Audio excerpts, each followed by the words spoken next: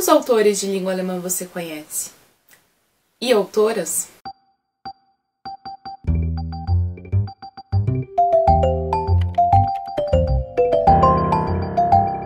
Olá pessoal, tudo bem com vocês? Eu sou Gisele Ebersperger do canal Vamos Falar Sobre Livros e eu estou aqui no GoeTube, a convite do Goethe Institut, para a gente conversar um pouquinho mais sobre literatura em língua alemã. E como vocês viram pelo título, o vídeo de hoje é para eu apresentar algumas das escritoras que escrevem ou escreveram em alemão. Eu separei 5 das minhas autoras favoritas e eu espero que vocês gostem. A primeira dessas escritoras é Herta Müller. Müller nasceu em 1953 numa cidade do interior da Romênia. Müller faz parte de uma minoria cultural germânica. Alemão foi a língua materna dela e ela aprendeu romeno só na escola. Na faculdade, ela estudou literatura alemã e língua romena. Logo depois disso, ela foi trabalhar numa fábrica, onde ela atuava como tradutora, traduzindo principalmente manuais e outros documentos do alemão para o romeno. Esse período, a década de 70, foi bastante conturbado na história da Romênia. Eles estavam vivendo a ditadura de Ceausescu, que durou até 1989. Nesse contexto, Herta Müller já era vista com alguma suspeita só por fazer parte de uma minoria cultural, mas essa suspeita foi aumentando quando ela começou a fazer parte de grupos que se opunham à censura e começou a ter uma carreira literária emergente.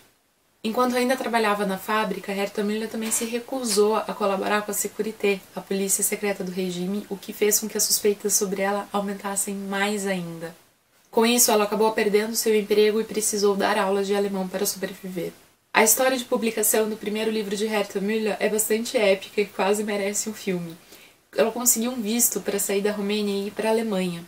Lá ela foi para uma cidadezinha de interior, no meio das montanhas, dessas cidadezinhas que são cercadas por florestas. Ela encontrou lá a editora para quem ela entregou o texto. Isso porque o livro fazia uma grande crítica ao governo romeno, e eles tinham intenção de não deixar esse livro ser publicado. Müller conseguiu sair definitivamente da Romênia em 1987, quando foi aceita como refugiada política na Alemanha. Desde então, mora em Berlim. Em 2009, Herta Müller recebeu o Prêmio Nobel de Literatura pelo conjunto da sua obra. Segundo a Academia Sueca, com a concentração da poesia e a franqueza da prosa, ela retrata a paisagem dos despossuídos. Ao longo de sua carreira literária, Müller já escreveu romances, ensaios e poesia. Entre seus temas mais frequentes estão o deslocamento do indivíduo, a censura e a perseguição.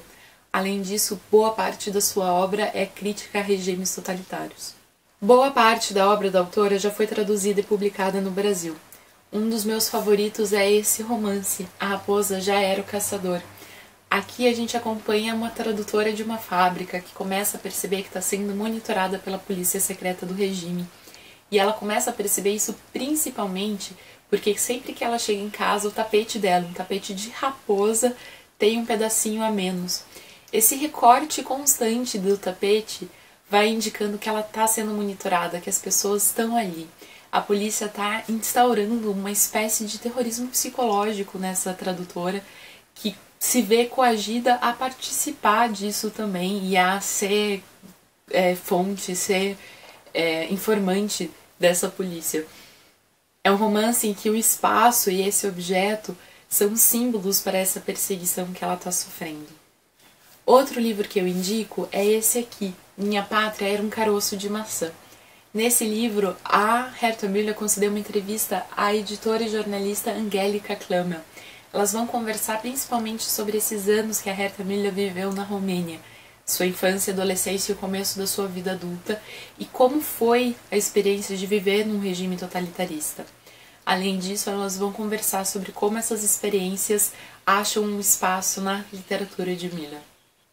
Em anos mais recentes, Müller tem se dedicado a um trabalho bastante diferente. Ela faz um tipo de colagem de tamanho de um cartão postal, em que ela pega palavras que ela achou em revistas, jornais e outros materiais impressos para formar esses textos que ficam num limite entre um poema e uma arte visual. Já foram feitas na Alemanha várias exposições com esse material que também é publicado em livro depois. Nessa obra, Müller borra as fronteiras entre a arte visual e a arte verbal e ressignifica o discurso. Por enquanto, essa obra está disponível só em alemão. A segunda autora que eu gostaria de apresentar para vocês é Ingeborg Bachmann. Bachmann nasceu em 1926 na Áustria. Quando Bachmann tinha apenas 8 anos, ela assistiu à chegada das tropas nazistas nas ruas da sua cidade. Essa experiência marcou profundamente sua infância e está presente na sua obra. Depois que terminou a faculdade, Bachmann se mudou para Viena e começou a trabalhar numa rádio.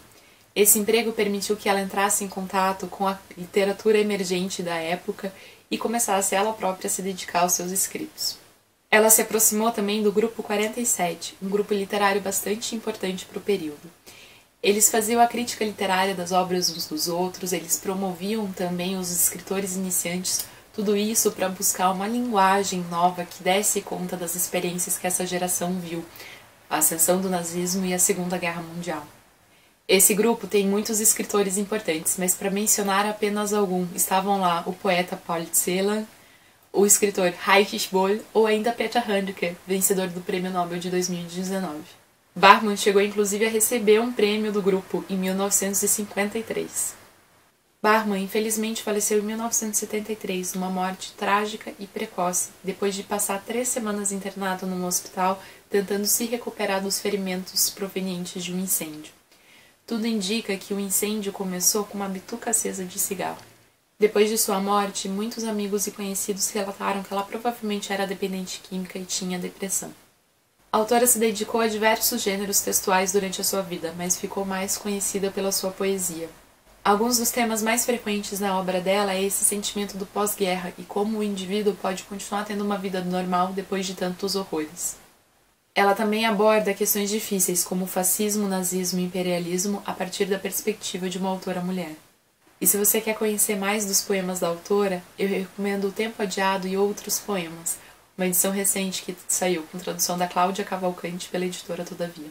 Já entre sua obra em prosa, um de seus textos mais reconhecidos é o romance Malina.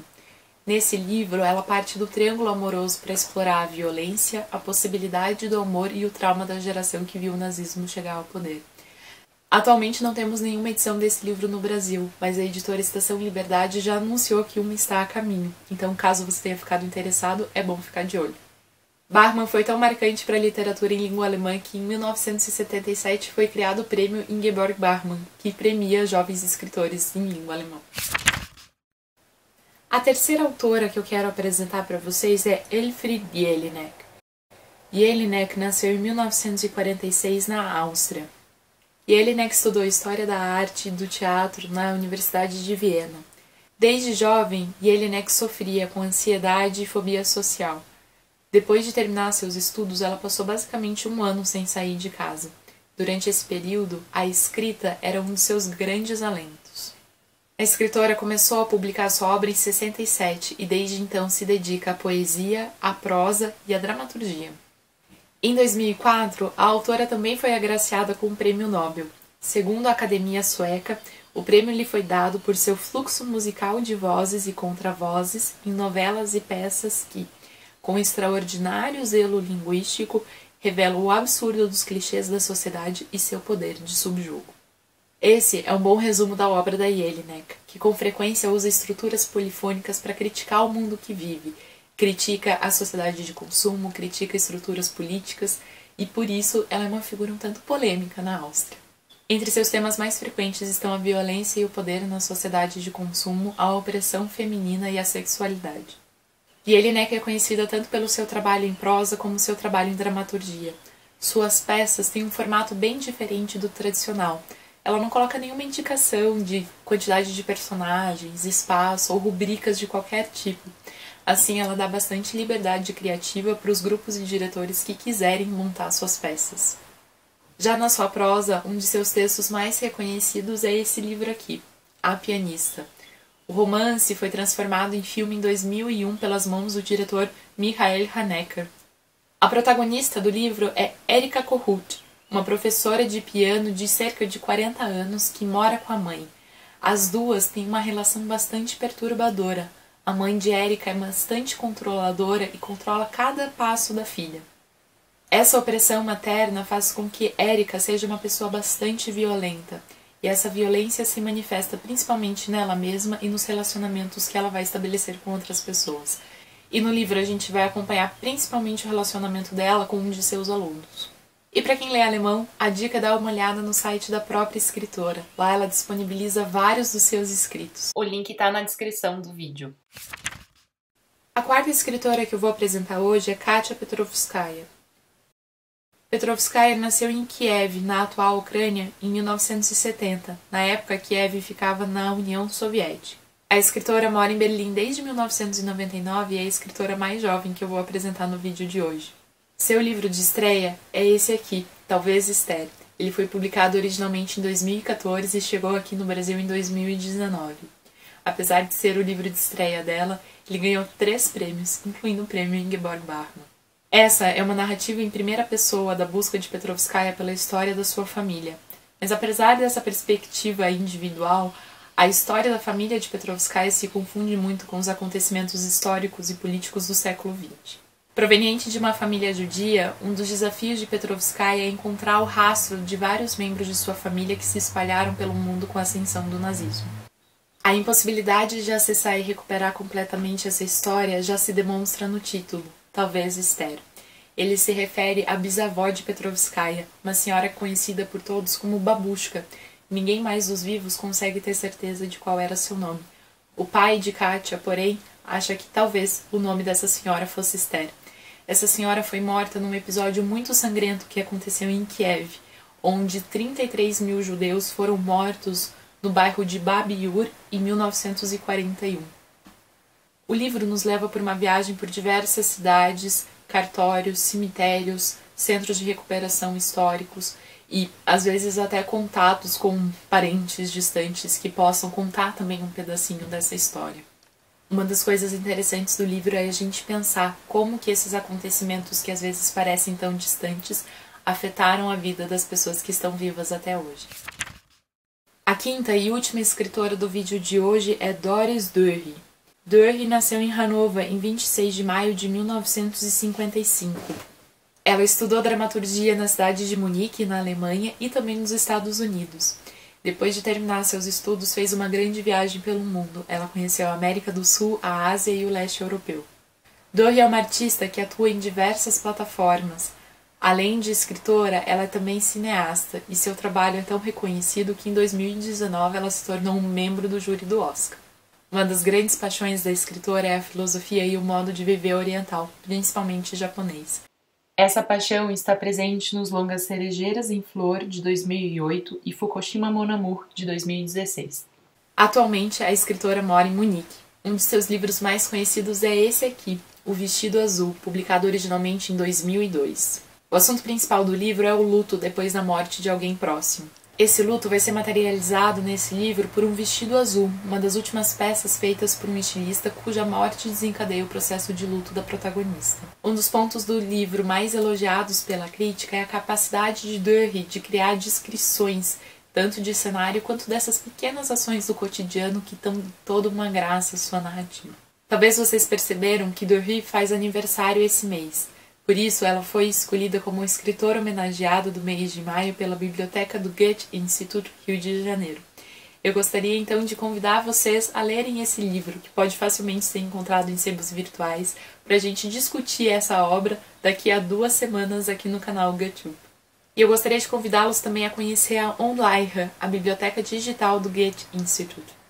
Esse é um serviço gratuito de empréstimo de livros, áudios e notícias digitais em alemão. O link vai estar ali embaixo na descrição. E você, já leu alguma dessas escritoras? Indica alguma outra escritora de língua alemã? Deixa ali pra gente nos comentários. E se você gostou do vídeo, não esquece de deixar seu joinha. Nos vemos daqui a 2 semanas. Tschüss!